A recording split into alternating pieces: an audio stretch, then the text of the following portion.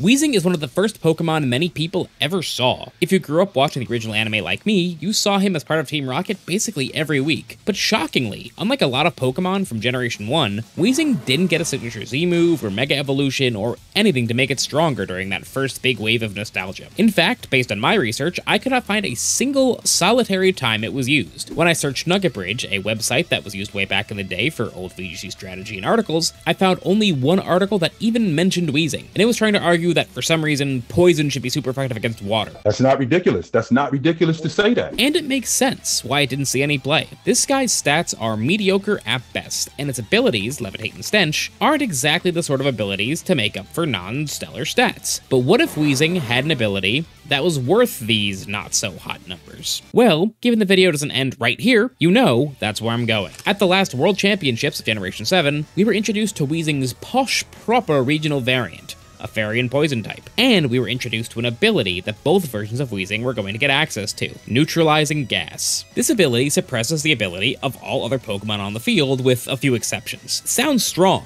and people were excited for it. This was by far the most efficient way to punish ability-reliant Pokemon we had ever seen. Before this, if you wanted to stop somebody from abusing an ability, you need to use a move like Simple Beam or Worry Seed. And yeah, they'd get the job done, sure, but to use these moves, you need to take up a Pokemon's whole turn and a move slot. That is an absolutely mind-bogglingly large cost. With Weezing, he just does it while he's on the field.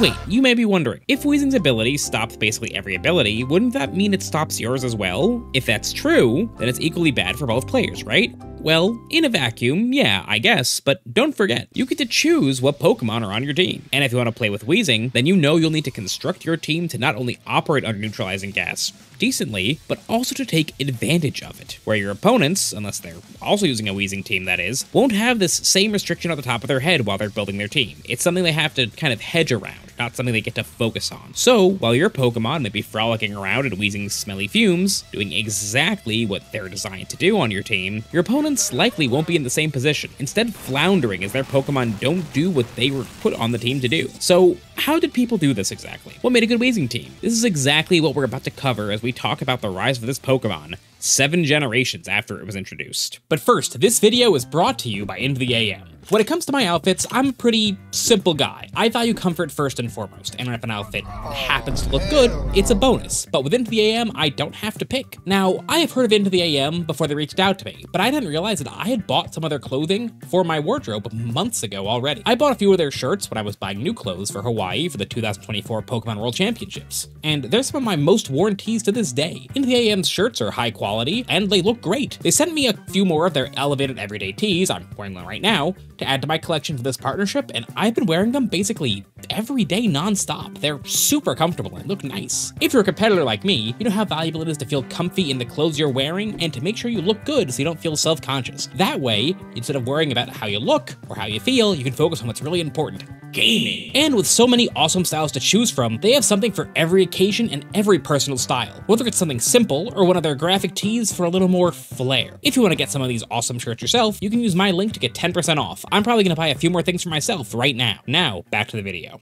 In general, Weezing is still a weak Pokemon. There's basically no format where it's going to do a lot of damage, it's an offensive Pokemon. But its supportive moves aren't that bad. It has access to Taunt and Will-O-Wisp, classic supportive moves, and it can spread poison around with stuff like Toxic Spikes and Poison Gas that do chip damage, despite Weezing's middling stats. So basically, this Pokemon is so weak, just as a regular old attacking Pokemon, that it needs to be doing something incredibly powerful with its ability to be worthwhile. Something that often might be described as, you know, gimmicky. The first instances I could find of Weezing's success were in Sword and Shield's brief stint of major in-person tournaments before the COVID-19 shutdown. These teams would pair Weezing with Pokemon that had situational abilities, or Pokemon who only needed their abilities to be activated the first turn they switched in. Oh, and by the way, whether Galar Weezing or Base Weezing was good at any given moment was almost exclusively a matter of if the extra fairy typing helped or hurt in a given metagame, and it doesn't really impact the sort of style of Weezing. The two forms are exceptionally similar. For our example of an early Weezing team, Look at this top 16 team from the 2020 Collinsville Regional Championships. Vanillix only needs its ability to be active the turn it enters the field.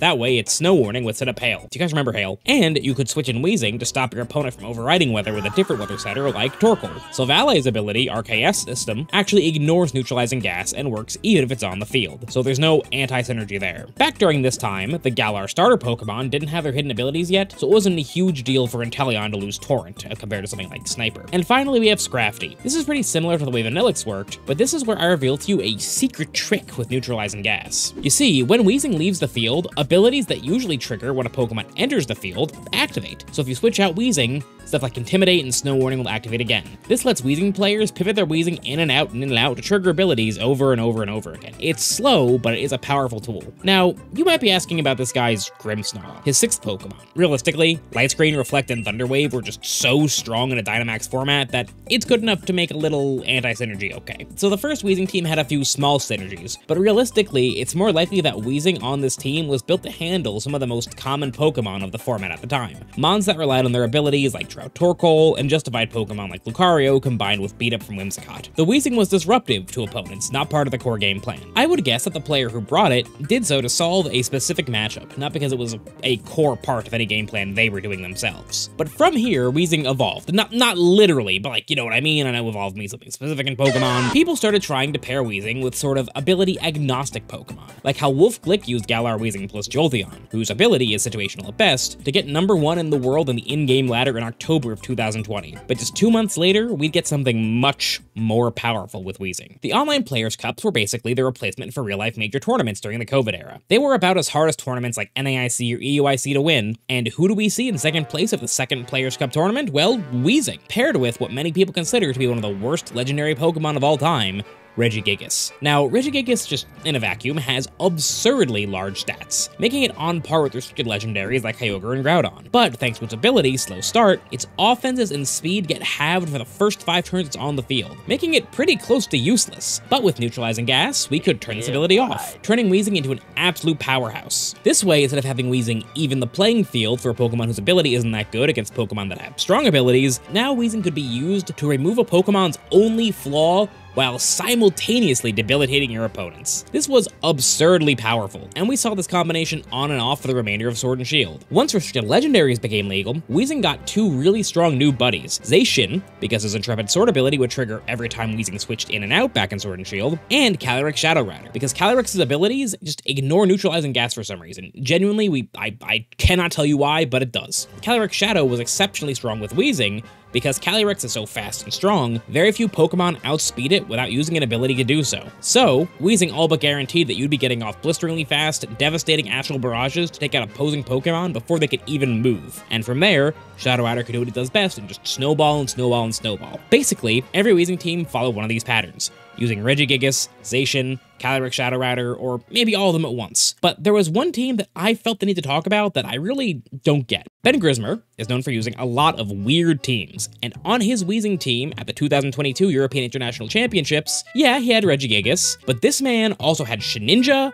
and Barraskewda. These Pokemon both super duper rely on their abilities. Shedinja literally is only his ability. He has 1 HP and can only take damage from super effective hits, so if you turn off his ability, he dies to literally anything. And Barraskewda's whole idea is it wants to go fast with Swift Swim. And like, sure, since VGC only has you bring 4 Pokemon at a time, you could just choose not to bring the Pokemon that have anti-synergy together, but it's still wild to me that you put all these Pokemon on the same team. Like, you're crazy. Now, this really covers all of Sword and Shield, but a few things changed in Scarlet and Violet to make Weezing even better. Weezing wasn't in the game when it first came out, so he didn't do anything. But when Weezing was introduced in the Teal Mask DLC, there was still a problem. Most of Weezing's buddies were gone, and sure, Regigigas was in the game, but without Dynamax, he was a much less potent threat. So suddenly, Weezing was all alone. But there was a light. First of all, starting in Scarlet and Violet, we got a new item, Ability Shield. Allegedly, this was a way to get around your ability being suppressed in Terra Raid battles, but it's also a massive buff to Weezing. This item stops the holder's ability from being suppressed. By giving a Pokemon like Landorus Therian an Ability Shield, you can pair it with Weezing and still get access to your Intimidate, and still shut down your opponent's abilities. And since basically no one will use Ability Shield if they aren't also a Weezing team, this gives you a new way of breaking the evenness of neutralizing gas on any Pokemon you want. want. But you might be asking, Scraw, why wouldn't my opponents use an ability shield if Weezing's ability is so powerful? Well, because the opportunity cost to use ability shield on a non-Weezing team is just so high. It's basically never going to be worth it to use. Think about it like this. If you put an ability shield on, say, your Incineroar, because you want to be able to use Intimidate while Weezing is on the field, you're committing to running an item that does literally nothing if you don't face a Weezing. So 9 out of 10 times, you're going to have an itemless Incineroar. Ability shield on non-Weezing teams only comes up when Weezing is very popular, or if you're running a Pokemon that basically needs its ability to do anything on the board. For example, Ability Shield Tatsugiri was popular for a little bit. Weezing got one other new tool in Scarlet and Violet, a really good one. A whole boatload of Pokemon that are super duper good and literally just don't care about their ability at all. The Paradox Pokemon, 2 of them specifically, Iron Hands and Fluttermane, just had such perfectly optimized stats that you didn't really need to bother with their abilities, making them perfect for Weezing teams. But there was also one more thing with the Paradox Pokemon.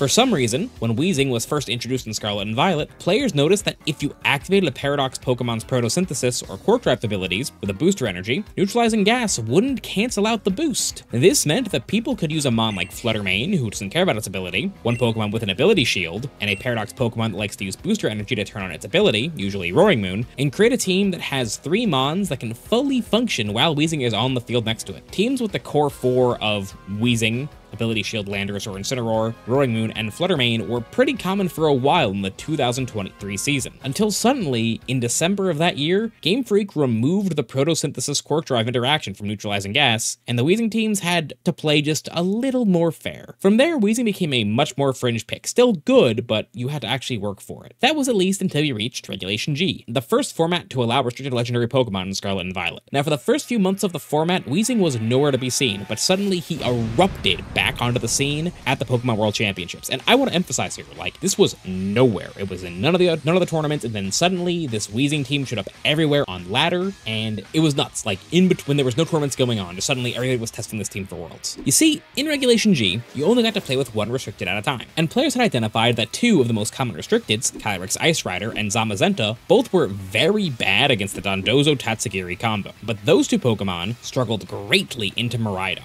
Enter Weezing. By pairing Weezing and Indeedee with Calyrex Shadow Rider could basically guarantee you always had terrain control against the pesky Miraidons, and deny all sorts of ability-based shenanigans like how we talked about during the Sword and Shield segment. And by giving your Weezing both Toxic Spikes and Poison Gas, you could still do the old Poison Stall strategy that Dondozo teams usually like to do with Glimmora, just, you know, without Glimmora. This team went from being nowhere to taking up multiple slots in Day 2 of Worlds, including 1 slot in the top 16 in the hands of Justin Knox. It was really cool for a mon that saw basically no play in the format to suddenly blow up. After Worlds that year, the power level of the format dropped, switching from asking you to use legendaries to banning all legendaries and Paradox Pokemon. With this decrease in power level, Weezing found a new buddy whose ability he could remove for value, just like his good old days with Regigigas, Toedscruel. You see, Toedscruel's ability, Mycelium Might, forces it to move last in its priority bracket when it uses a status move like Spore, but it's actually a pretty fast Pokemon, so by using Neutralizing Gas to remove the ability, suddenly you have the fastest available Spore in the game. This team was used by Wolf Glick at the Baltimore Regional Championships in 2024, and he top cut, but the archetype didn't really have any huge successes after that in the format. After Regulation H, Regulation G returned.